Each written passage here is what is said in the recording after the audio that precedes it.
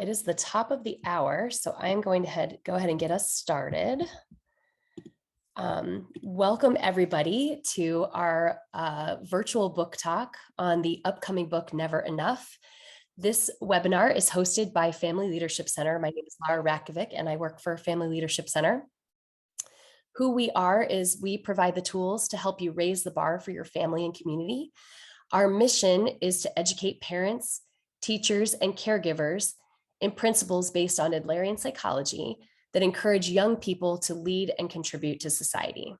So through our work, family leaders are given tools, practices to address challenges, and those can be challenges, everything from the small daily struggles of getting out of the door in the morning, taking care of responsibility for homework, completing family chores, all the way to shifting a family climate around things like power struggles or sibling rivalry. We address all of those challenges. Family Leadership Center is a nonprofit organization. We are for parents, caregivers, teachers, and community leaders who want to bring out the best in children and teens. So through our programs, adults understand more about human behavior, why children misbehave, and how to best help them grow and live in positive, contributing ways. So we're joined today by Marjie Longshore, who founded Family Leadership Center in 2016. Now, Marjie read her first parenting book when she was, long before she was a parent, when she was 9 years old, and her interest in child and adult development continues to this day. She has a master's in education from Harvard, and Marjie has worked in the field of education and adult development for her entire career. So whether she's working with adults or children, Marjie sees the power of helping people to develop belonging and contribute to others. And our special guest today is Jennie Wallace. Jennie is an award-winning journalist and social commentator covering parenting and lifestyle trends. She's a frequent contributor to the Wall Street Journal and the Washington Post, and appears on television to discuss her articles and other hot topics in the news. So after graduating Harvard College, Jennie began her career in television at 60 Minutes, where she worked as a journalist for many years. And she lives in New York City with her husband and their 3 children. So to give you a brief background on how we ended up together here today, Marjie and Jennie first met when Jennie was doing research for this upcoming book that we'll be talking about today called Never Enough. And what started as an interview for some research became a collaboration and a friendship. And as Marjie and Jennie quickly realized, their messages for parents and children that they hope to spread in today's world have so much in common. And one topic that they are both very passionate about, and that's the one we'll be covering today, is the rise of toxic achievement culture.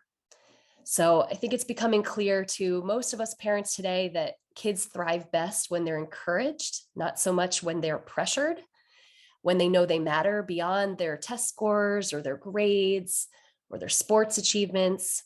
So in this upcoming book, Never Enough, Jennie investigates these deep roots of toxic achievement culture. So she drew upon interviews with families, educators, an original survey of over 6,000 parents. And she exposes in the book how the pressure to perform is not necessarily a matter of parental choice, but it's baked into our larger society and spurred on by increasing income inequality and dwindling opportunities. So as a result, our kids are increasingly absorbing the message that they have no value outside of their accomplishments. And that's a message that gets reinforced by the media and greater culture at large. So Jennie's research and interviews revealed that what kids really need from us as adults is not more pressure, but to feel like they matter, and that kids have intrinsic self-worth that's not contingent upon external achievements. So parents and educators who adopt the language and values of mattering help children see themselves as valuable contributors to a larger community. And kids who receive consistent feedback that they matter, no matter what, are more likely to have the resilience, self-confidence, and psychological security to thrive. And so Marjie, in her own work, has been spreading this message of mattering, or as she might say, counting, to families as well, creating a family environment where everyone's voice counts and you know you matter. That's one of Family Leadership Center's core tenets as well. So you can see how this collaboration between these 2 amazing women was so easily forged. So Marjie and Jennie, I am really looking forward to the conversation you all will lead about this important topic today. So thank you both for being here. Just one note of housekeeping. We very much encourage questions from our webinar attendees today. Thank you for being here. I'll be monitoring the Q&A. So if you would like to ask a question or make a comment at any time, you can click along the bottom of your screen. You should see a button that says Q&A. Click that button, type in your question, and I'll be monitoring the chat, and I will jump in with questions as they come. So with that, I'm going to go ahead and turn it over to you, Marjie. Thank you so much. Thanks, Laura. You're welcome. Really great. Jenny, we can pack up our books now, and Laura's just done. Thank you for sharing the message. That's great. Thank you so much, Laura. Jenny, when my daughter saw the title of your book on our table, she said, "Thank goodness somebody's finally written a book about this." She took a deep breath, and I was like, yes. So thank you, Jenny, for writing this book and for being with us here today and helping to share this message. And I'm just so excited to talk, and the book is phenomenal. So I've also been really looking forward to being with you today, because every time I'm with you, you ask such thoughtful questions, and I'm excited to get to be the one to ask you questions today. I just want to say thank you to you both and your community. And, I'm sure we'll get into this later on in the Q&A, but I met Marjie, as part of my interview, and Marjie and her children actually they show up a lot in the book, and not a lot of characters or people that I interviewed are in multiple chapters, but Marjie is. And it's because every time I speak with Marjie, I learn something so new, and a new way of seeing my kids and seeing myself and seeing our family unit that I'm just thrilled to be able to bring a little taste of your wisdom to readers. So thank you. Thank you. Thanks for saying that. Well, one of my first questions is that you spent almost 4 years researching and writing this book. What brought you to write a book on achievement pressure to begin with? Yeah, so I have 3 teenagers, as was mentioned in the bio, and my oldest was in 8th grade, and it suddenly dawned on me that I only had 4 years left to really have him at home and to be able to hammer home lessons that I wanted him to take when he left. And we are, as modern parents, we are so busy. I wanted to figure out, where should I focus my parental energy in these next 4 years? What will really matter? And so I sort of started this quest, my own personal quest.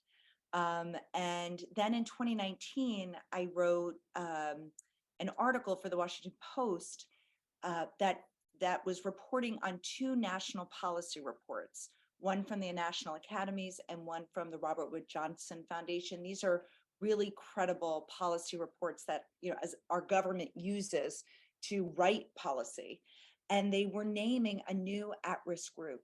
And these were kids who researchers call students in high achieving schools. These are competitive public and private schools around the country, where there are rich extracurricular offerings, advanced classes. Most of the kids go off to 4-year colleges.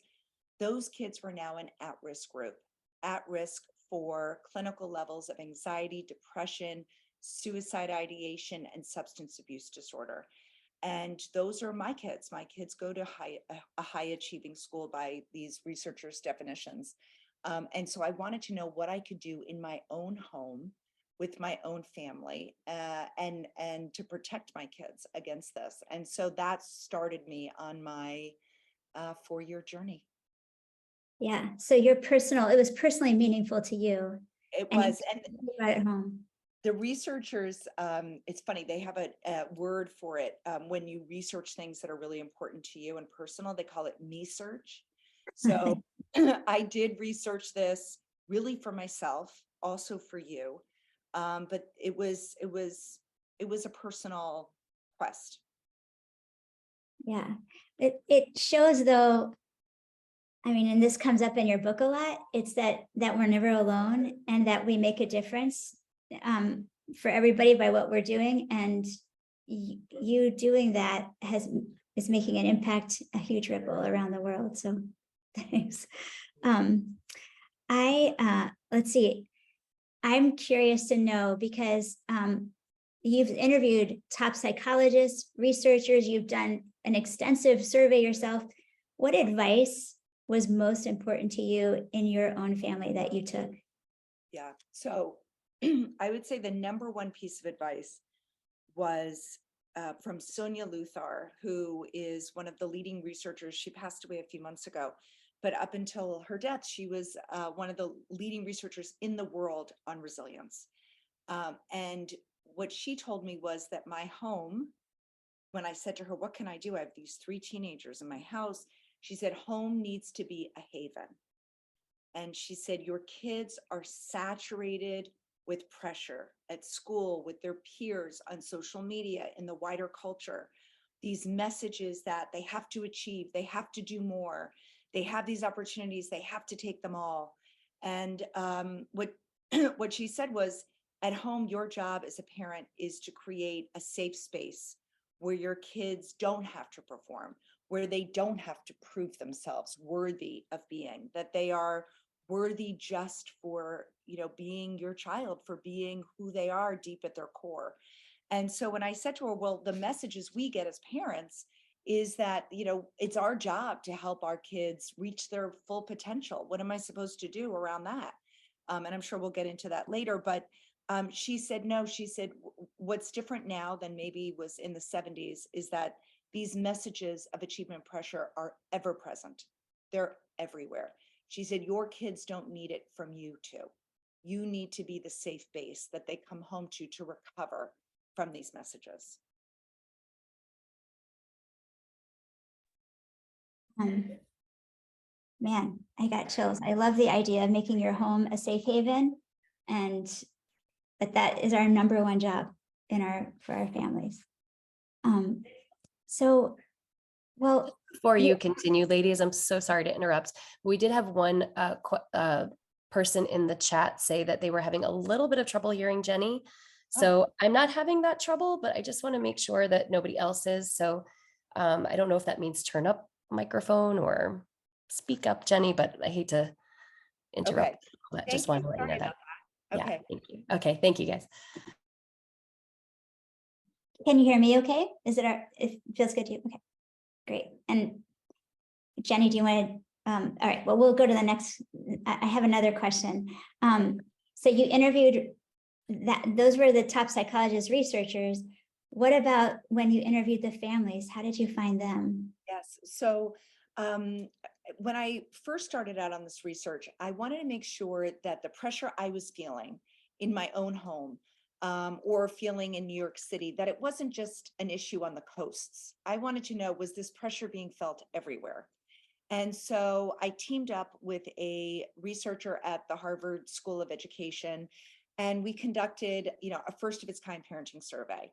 And I'll read a little bit of some of the questions and some of the answers, open-ended answers that I got from the survey. But the goal was to get at least a sample size of 1,000.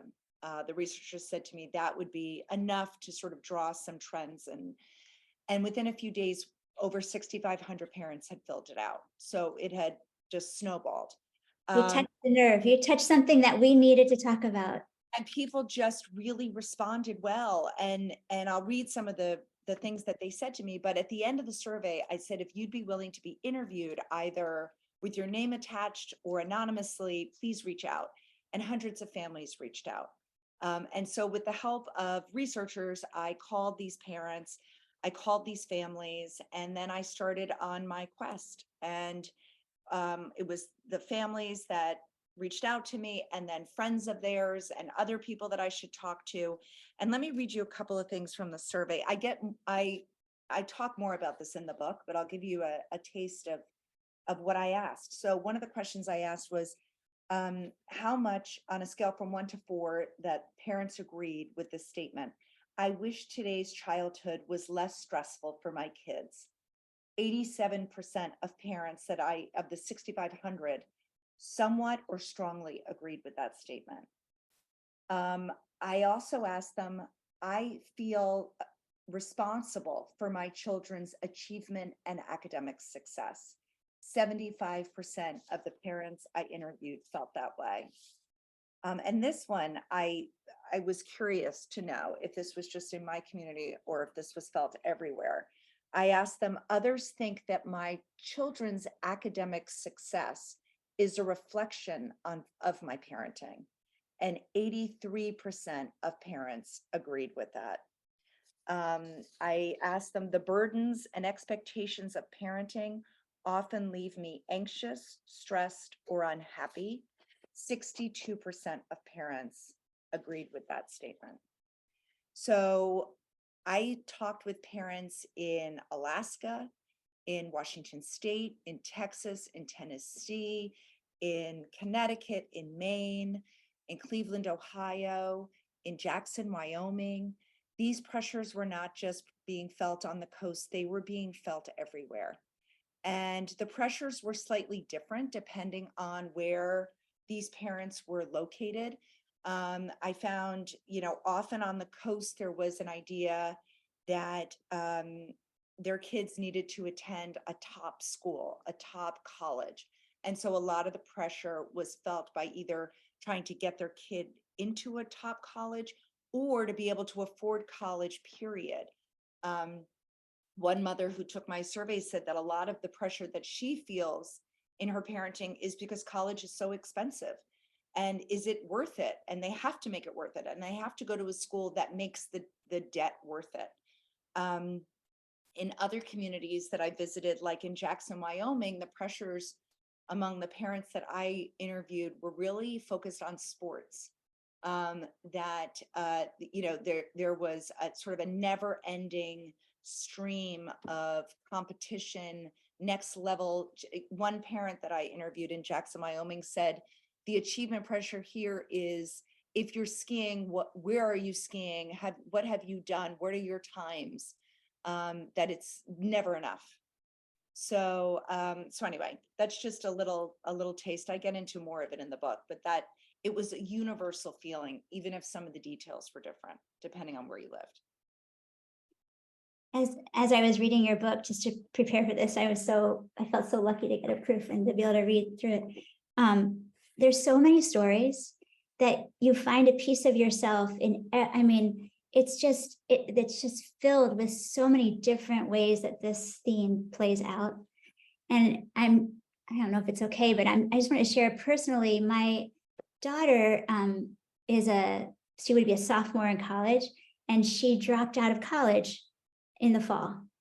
And she was almost at the end of her semester. She could have pushed, but I pulled the plug. I said, come on home. It's not worth being so sad, So I'm picking her up from the airport, and we're driving home, and she's bursting into tears saying, Mom, I feel like I failed you. I'm not doing this thing right. I'm not doing it right. And what I heard come out of my mouth, because you never know what's going to come out when it just comes out. I was like, sweetie, I already went to college. I've already done, my thing is good. I'm okay. You're doing you, and you have a lifetime to do you, and it's going to be awesome. And this right now is just, fall of whatever year it is, who cares? You're doing you, and you're home, and we're good, and we're about to have Thanksgiving, it's going to be okay, And I just heard myself say that, I think my resume is not touched, I'm okay. It didn't change us. It doesn't change our family. It doesn't hurt anybody. It doesn't hurt you, but it's that she was embodying that, somehow I have to carry the load of being something, or I don't know. And when you just said that, it was yes, we have this burden. I was reading just on that topic. I mean, I was lucky to interview your kids. And they are delightful and smart and wise. I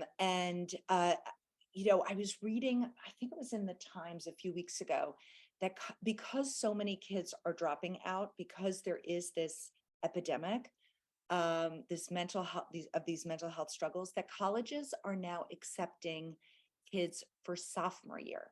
And they are sending letters to prospective students saying, go to another school for a year, do well, and we will accept you sophomore year, because they are already anticipating we are in this moment in time where, there are lots of theories as to why our kids are feeling the stress, and I'm sure we'll talk about this more, but it is not just our kids. I was thinking as I was going to bed last night, our kids are a bit like the canary in the coal mines, that everyone is suffering, and there are reasons, and there have been reasons that have been building up for decades.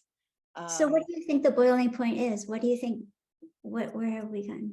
I think I think we no longer feel like we matter. And that is sort of the center of my book. And I think that over decades, some certain sociological things have developed. So we no longer have a place where, for example, religion used to feed our mattering. Mhm. And there was a place where we could go and feel like we mattered no matter what. Capitalism has replaced religion.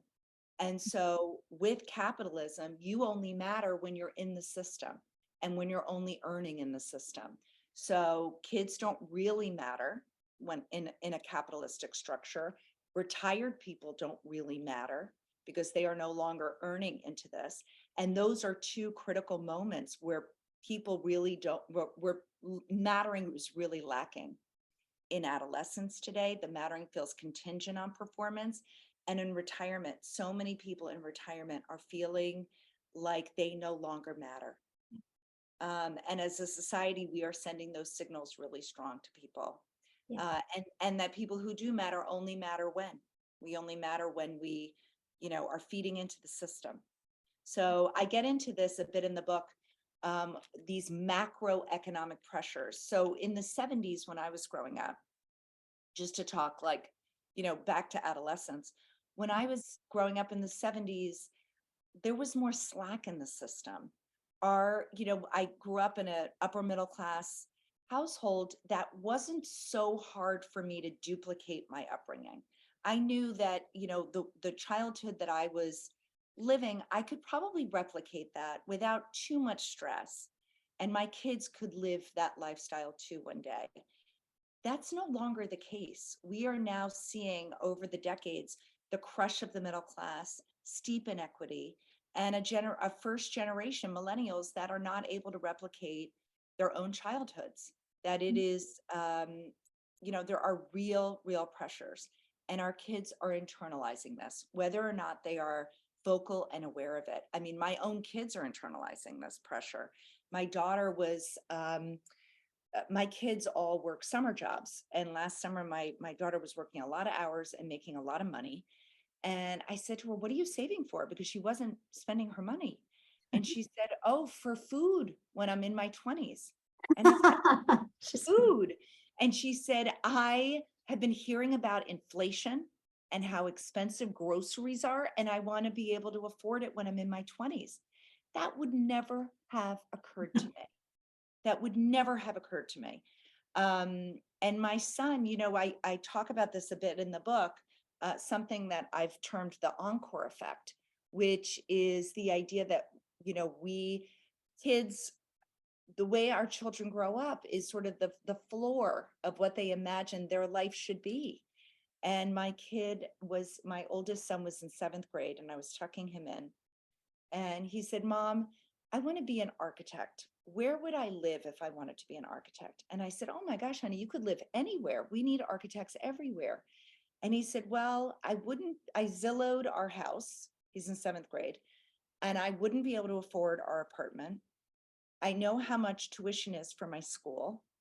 And I know how much the average architect makes. And I cannot give my kids my childhood. And I thought, well, that developed into a much bigger conversation about what really, as parents, we want to give to our kids.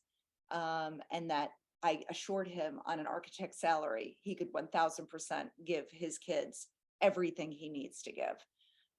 But our kids are thinking about this, and they're absorbing these messages, and they're getting them on social media, and they're getting the signal that certain people matter more, people with more followers, people in the bigger homes, and they are saturated by these materialistic values.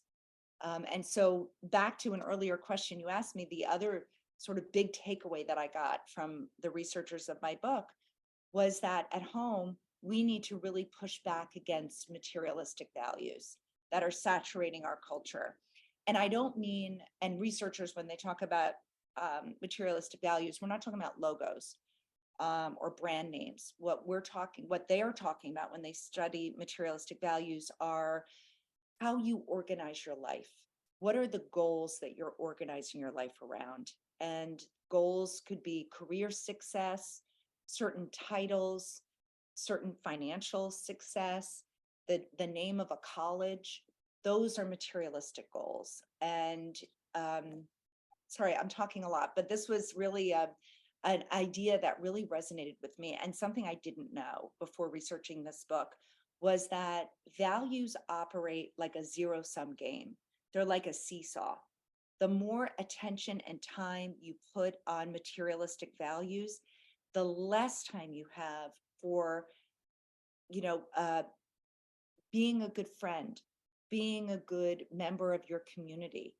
Those, you just don't have the time. And so at home, our goal in these high achieving communities is to just push back against materialistic goals and really show our kids their worth and their value outside of the capitalistic system, that they are good friends, and that is worthy of their time, that they are worthy of rest, that they are worthy of downtime. And as parents, the kids that were really thriving had parents at home, putting up those guardrails. And I would say what you, Margie, did with your daughter was give her the protection of saying, life is not a straight line. No life is a straight line. Success is not measured by how quickly you get, on this made up path to what as a culture we have defined as success. And actually, Margie, I think you would agree that success doesn't come from landing into a certain college or not graduating from a certain college or not graduating college at all. That success is found in so many different ways. And our kids just are not given that. They're not given those lessons. Yeah. Anyway, so I'm grateful that you were able to give that insight and wisdom to your daughter, because she's not getting it in the greater culture. Right. Well, I don't know. I don't want to, if anybody in the attending has a comment, please feel free to bring it in. I don't know about any. Oh, go ahead, Laura. Yeah. I actually came up with a question on my own that just popped into my head as we were talking about this just now. Is the suggestion then that you turn kids on to goals that are less materialistic, or is it best to kind of like turn attention away from the concept of goals altogether? So I'll give you a good question. I'll give you a concrete example. So instead of, and this was given to me by Lisa D'Amour, who is a child psychologist who I interview a lot in this book.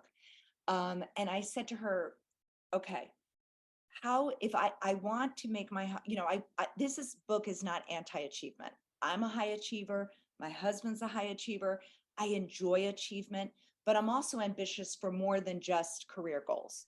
So how can I sort of develop this, this healthy work habits in my kids without stressing them out too much? And Lisa gave me advice that I have really leaned on at home, and it has really proven to be a great concept to bring to your kids. Instead of focusing on shiny materialistic goals like a 99 on a test or an A in a class, she said at home, focus on how the work gets done. Focus on the study habits. What you can do as a parent is say, in our home, here's how we do work. Here's the expectation here. The expectation is that you come home, you take a break, but then you get in and you do the homework, that we value hard work in our home. And that if we are able to focus on how the work gets done, the healthy habits, like maybe, when my son was in 7th grade, we would take his phone away. He got a phone because he was being dismissed at school in 7th grade without adults. And this was a way of keeping track of him in New York City. So, the phone was put away on my husband's side of the bed, which is the furthest side from our master bedroom door. And I said, you work for 30 minutes and then you could take a break, but you're not going to have that phone on your desk distracting you. I want you to learn how to really do deep work. And also one of the rules in our house was that especially when my kids were younger, that the internet, even for school, went off at 9:30 or 10. So we had 2 lines in our home. We had the family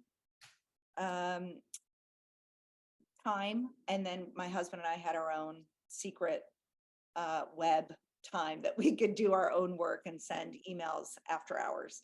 But we set up parameters, and actually it drove performance. And so we didn't focus. I wasn't fixated on a grade. I was fixated on how the work got done. Right. And it sounds like training them in healthy habits and things like that. That's great. Thank you. We have another question from the webinar attendees. So this one is from Kayla. She's asking, how do we encourage our kids to follow their own journey, even if that doesn't include college, while not allowing the judgment of others to cloud their choices? Yes, I think that is such a good question. And I'd love Margie to chime in too. My first instinct in this, and something that I've done since researching this book, is to introduce my kids to adults who I really respect, who have taken alternate paths. So for example, there is a landscaper in our community who is so passionate about trees. He's an arborist. So he has studied, tree health, and to talk to him for 3 minutes is to get just a masterclass on how to create a career out of things that you just love. And so every time he helps us with our own trees, and every time he comes over, I make sure the kids are around because it's infectious. And he, to me, and there are other people, in our lives. We know of somebody who, works as a contractor, and who, I don't even know if he went to college, to be honest, but he is so gifted in what he does. He is a craftsman, and he cares about his craft, and he is passionate about it. And so we always have him around. So we, as a family, we celebrate the people in our community. There's also a neighbor of mine who is someone who was in the military and is now part of an animal rescue. And so if there's ever an issue with a bird or wildlife, he's brought in, and he has such a passion for it. So I think introducing our kids to alternate ways of living, it is not this narrow path. There are so many ways to live such a fulfilling, meaningful life that don't even involve college. Okay, I love that. It reminds me of, we had the piano tuner come recently, and he, my son loves his piano, and so I wanted him to be around. So I found a day that he was at a home from school day, and they had the piano tuner come, and the 2 of them got into this whole, he taught him how, and this guy used to build pianos when he first started out, and he was sharing his path, and it was so fun. You're making me realize how rich that was, because it was a whole story that was different from the typical 4-year story of college. Yeah. And then they ended up working on a car together later. They became a friend, a much older friend. Anyway, it's amazing how you can bring those people into your children's life, and they can add a richness that's really different. We have a couple more questions. Did you want to make another comment? Well, I wanted to know, Jennie, if you want to jump into some of the practical advice that you have. If like there's one example where you give an example of a $20 bill. I was wondering if you'd want to share that one. Yeah, I would love to. So one very wise mother I met, when her kids fail at something, when they get cut from the team, or when they don't get a good grade, when they're feeling really down, she does this reminder she reaches into her wallet, she grabs a $20 bill, and her kids are tweens, and she'll say, "Who wants this $20 bill?" And they'll all undoubtedly say, "Me, me, me." And she'll say, "Okay, hold on." She crumples it up. She puts it on the floor. She very dramatically squashes it with her foot. She picks it up. She dunks it in a glass of water. And then she holds up this soggy, dirty, wrinkled $20 bill. And she says, "Who wants it now?" And the kids all raise their hands. And she says, "Your worth, like this $20 bill, doesn't change whether you are scraped up, whether you fail, whether you have setbacks, no matter what, your worth is your worth, just like this $20 bill." And I will say in the book, I went in search of kids who were thriving despite the pressures. And I wanted to know, what did they have in common? What were their mindsets like? What was home life like for them? And one of the things that this mother showed me was that the kids that I met who were doing well knew that deep in their core, they mattered no matter what, that their value didn't fluctuate. It didn't mean that these kids didn't feel down. It didn't mean that they weren't anxious. It didn't mean that they didn't have failures or self-doubt, but they were able to recover because at home, they knew their worth was unchanged. The kids I found who were suffering the most were kids who thought that their mattering was contingent on their performance, that they only mattered when, or, and Margie, this is something you and I talk about a lot, they were kids who were never asked to contribute in a meaningful way to anyone other than themselves. And so they had this overdeveloped sense of their own importance, which was really destructive, not only to their family and their community because they weren't adding any value, but to themselves because they didn't get any social proof that they mattered, right? They might have gotten the messages from their family that they were important, but they never had that social proof that they were able to add value in a meaningful way to people other than themselves. Wow. So you're saying chores make gold. Chores or gold. And we don't, and Margie, what I learned with you was that we don't even have to call them chores. So Mhm. I had a bad PR around chores in my house. I called them chores. It would work for a little while and then it would stop working. And what Margie taught me was that you don't have to call them chores. And so should we talk about this, Margie, when I went to your That'd be house? fun. That'd be fun. So when I went to Margie's house, which is a great house, and we were sitting in her kitchen, I noticed on the side of a refrigerator a piece of paper that had things written in it. And those were family matters, things that as a family they needed to solve together. It could be things that needed to get done in the home, or it could be problems that cropped up during the week. And what, Margie, should I continue to talk or do you want to Oh, jump yeah. in? I'm So loving what this. Margie and her kids did is something called the family meeting. And it was really eye-opening for me. I had never heard of this before. And I really wondered if this sort of format that Margie and her kids, it's an Adlerian concept that they had been using for many, many years, if it would work in my own house with my teenagers. And so I feel funny, Margie, you should talk about the family meeting and how, I mean, it was just such an insight that I took to my own home. So Margie, why don't you talk a little bit about the family meeting and then I'll talk about how many times I had to call you to ask follow-up questions as I was rolling it out in my own house. Yeah, so family meeting is one of our number one things at Family Leadership Center that we talk about. And we actually, a little pitch in August or, soon to come, we're going to have a family meeting, something that it'll help you to form it. We're working on that. Laura and our team are hard at work to make it easier because it's complicated. It's like so simple, but it's complicated.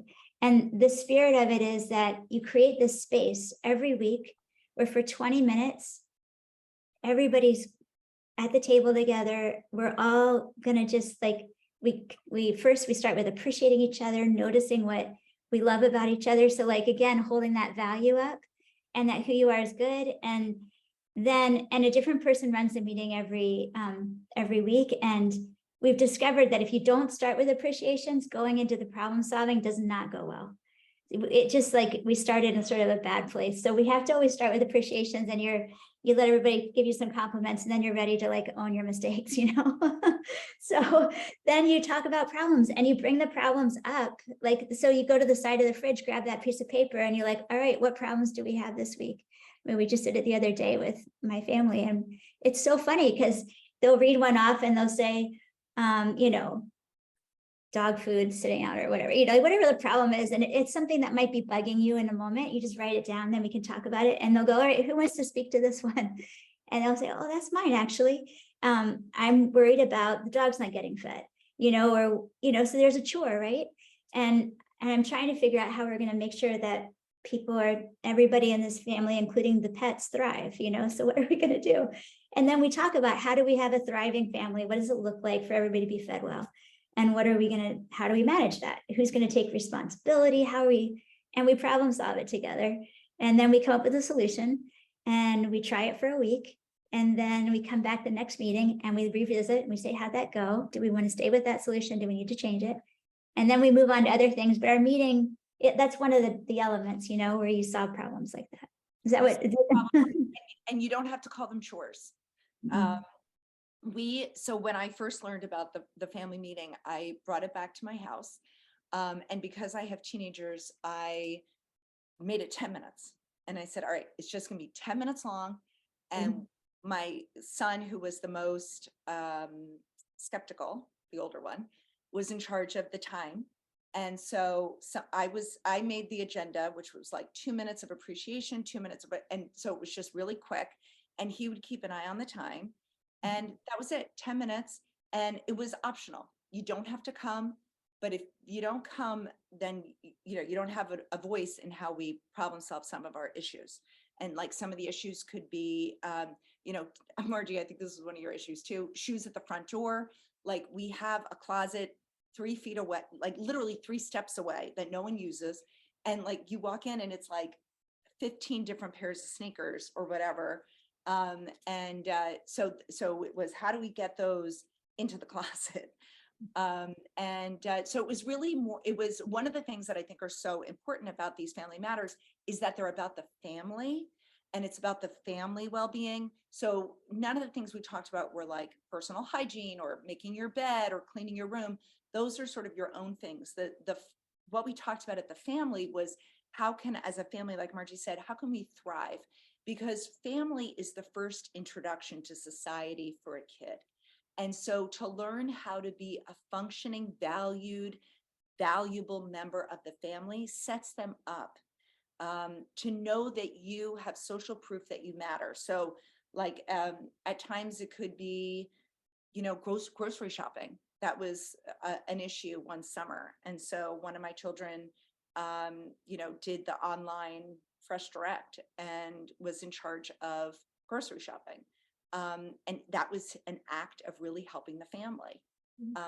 Anyway, these are ways that our children can take ownership and problem solve and not be assigned something. That was sort of key to getting this rolling, that we were all in a way equal when it came to family matters. Yes. And we all need to make sure that we make this family awesome. Like everybody's making a difference for it. Exactly. It's not just my way and I'm going to make sure it's awesome because I've decided it. It's like, it's our place. What does it look like to be awesome and how can we do this? Yes. Yeah. Oh, that's awesome. It's fun to talk about. I'm thinking it might be helpful. This is just so powerful, this idea of mattering, about responsibility outside of yourself. And so we have a couple different questions in the chat that might direct us towards more examples or how to apply some of these concepts that y'all have been talking about. So the first one is from a parent named Juliet, who is very generous in sharing that her son went off to Arizona State University in the fall of 2022. And by November, he was falling apart. He felt overwhelmed, depressed, even suicidal, brought him home. He now sees a psychiatrist and a psychologist, and he's medicated. And her question is, how do we help him learn how to craft his journey and do the work to enjoy the ride. And so I'm just listening to what you all are saying and thinking about how do we take some of the concepts you were just talking about and apply it in a situation like that? Any I thoughts? think I think one of the most powerful things we can do to help our kids when it comes to mental health and well-being is to help them find their strengths and help them find places in the world that need those strengths. And it sounds really hard, and it is, and it's a work in progress. One of the things I would say to do, which was helpful in our family, was to take something called the VIA survey, Values in Action Survey, which is it's free and it's online. You can Google it, VIA survey. We'll It put it in was the chat. Yeah, put it in the chat. It's a 10-minute or so survey that was developed by leading researchers, including Marty Seligman and Christopher Peterson, who were the grandfathers of positive psychology. It's extraordinary. You can take it. There's also one for kids. So your son would take the adult one, but there are also ones for kids there as well. And it will show you what are your natural strengths. And then you can help find a need in the world, maybe something that really interests your son, and help him use that strength and apply it. So, I mean, it's what we did in our family. And for me, in my journey in life, what really got me out of any sort of negative, anxious feelings is when I can get myself out of my own head and help somebody else. There's nothing better than helping someone else than that is a way to feed your own mattering. It can start your son on an upward spiral to show, and it could even just be in the house, how much he matters in your house. So, for one of my kids, my 17-year-old, during COVID, it was a hard time, and he really mattered because I needed tech support in a real serious way. And so he became my tech expert, so much so that even in the middle of online Zoom classes, I would sometimes frantically text him and say, "Oh my God, I lost a document." And he would pretend to go to the bathroom and he'd run up to the attic where I was working and he would recover something. And guess what? He really mattered because I really needed his help. So is there something that your son can do to get social proof that he matters? That's where I would put some of my energy as a parent. And it's everything in your book is all about this, like finding your mattering and getting chances. And it doesn't have to be your like some big thing, like he's, solves a big problem in the world. It can be that he just finds a neighbor across the street who needs help mowing his lawn and he goes over, or if you live in the suburbs or if you live, like finding places in your town, in your neighborhood that you can just make a difference for one other person, a little child who needs care after school. I don't know. It can be so many different things, right?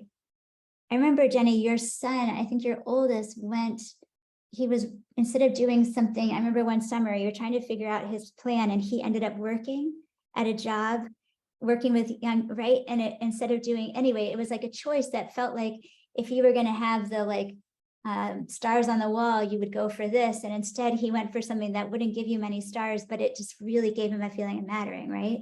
It did. And actually a lot of parents that have gotten a sneak peek at the book talk to me about how it has shifted their thinking. So one mother who I adore, who was an early reader, said to me, they were thinking about what to do with her son in the summer, and should he go and do an academic program, or should he go to sleepaway camp where he's gone all these years and where he really feels a deep sense of mattering.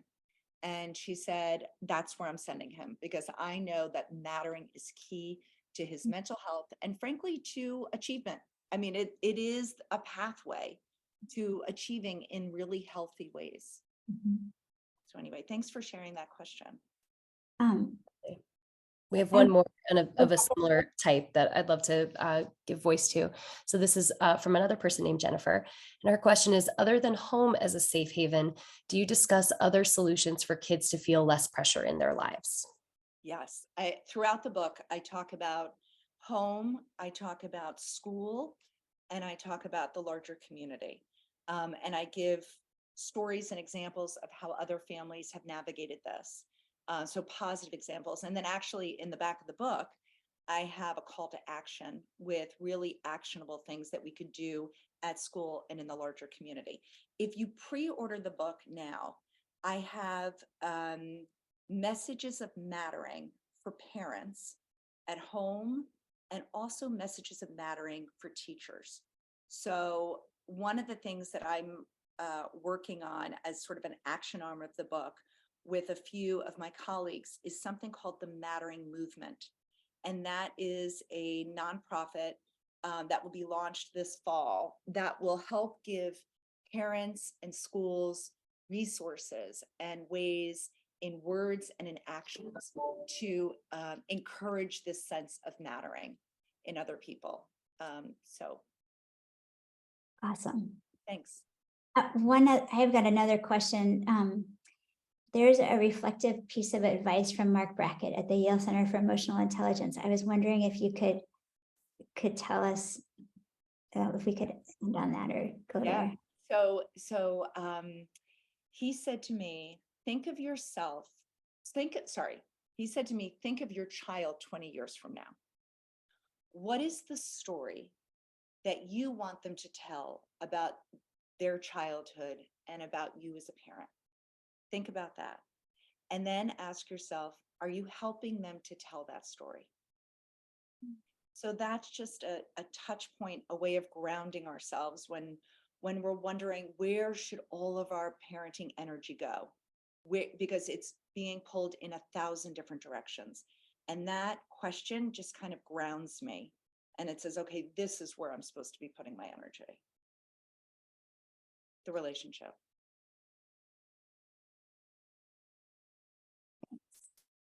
Wow. Thanks, Jenny. Well, any other questions or any thoughts people want to raise their hands for? We have just a couple more minutes, and I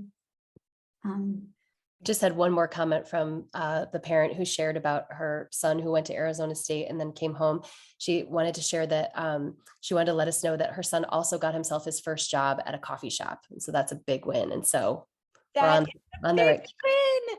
I want to tell you that is so key to having one of those jobs. So when I was thinking about how to help my kids feel like they matter, you know, Marjie was talking about how my son was a camp counselor, which is pretty clear.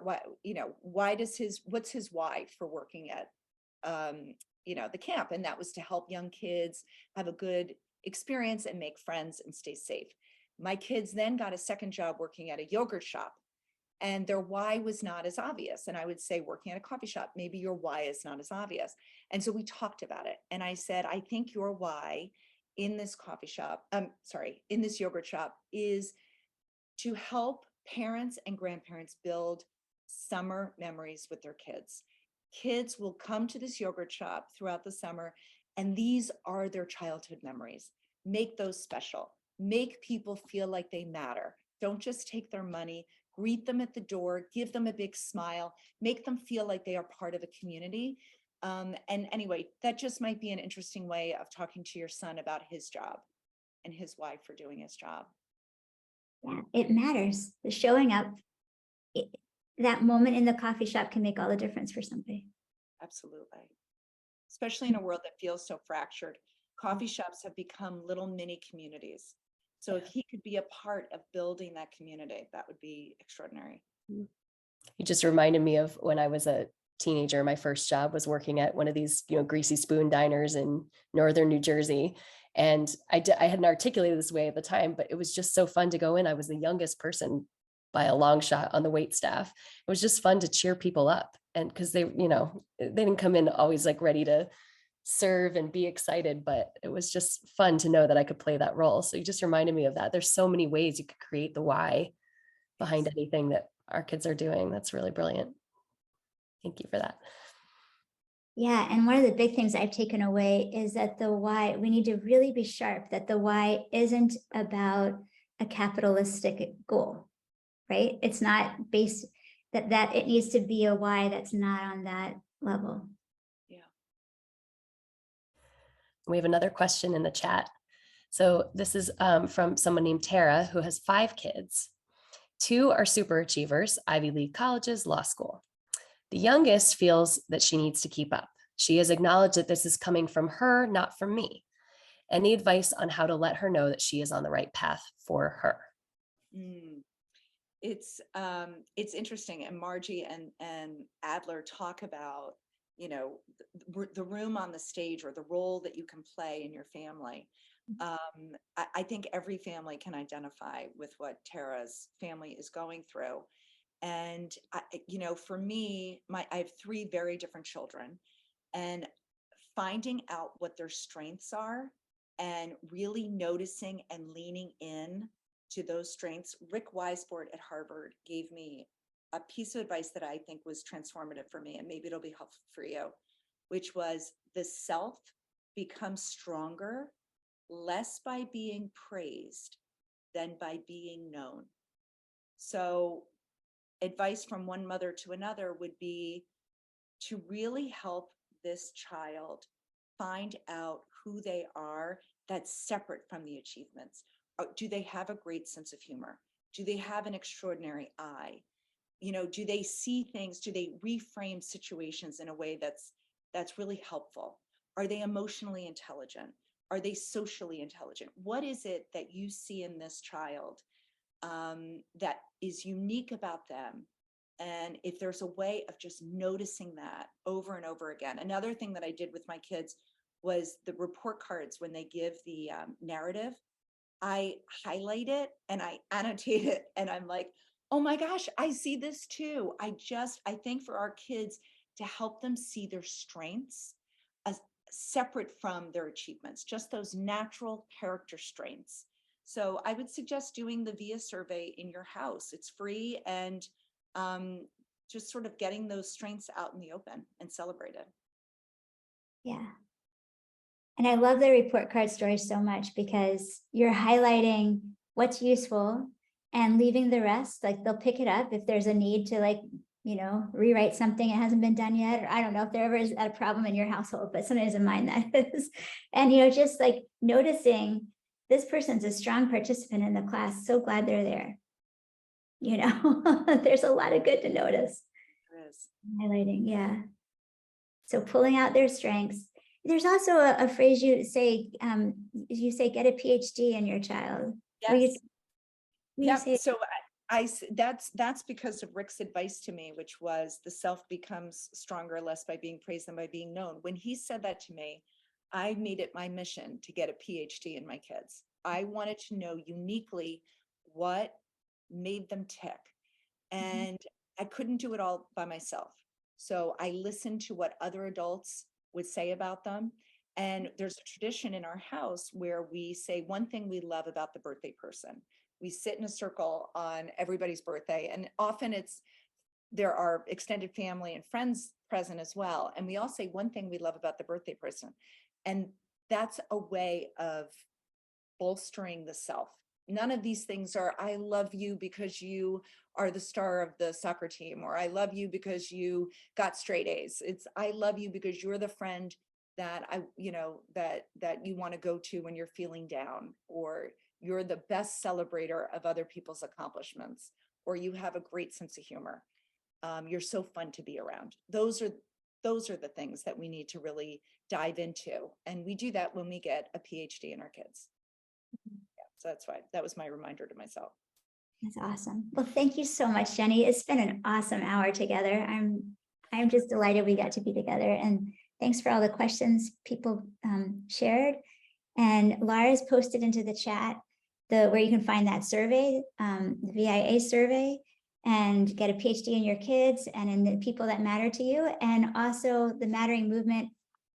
I highly recommend the book, and you can pre-order it, and then you can get these awesome advanced goodies. So anyway, Thank you so much, Margie. If you pre-order the book now and you go to my website, you'll find that you just have to put in the order number of your receipt, or your Amazon or your Barnes & Noble order number, and you will get sent to you 2 chapters. The first 2 chapters, you'll get Messages of Mattering, and you'll get The Secrets of Healthy Strivers. And these are things that are exclusive content, not in the book. So it's only for people who pre-order. And the secrets of healthy strivers have really changed my parenting the most. Great. That's Oh, awesome. thank you so much for that. That's an awesome opportunity, Jenny. So we'll be sure to follow up with everybody that attended today with a note, with a link to be able to find that and access that. Thank you so much. And thank you, Margie, for this opportunity to be together and to have this really important conversation. Just really have very much appreciated and enjoyed it. Thank you, everybody. Nice to be together. Have a great day. Take care, everybody.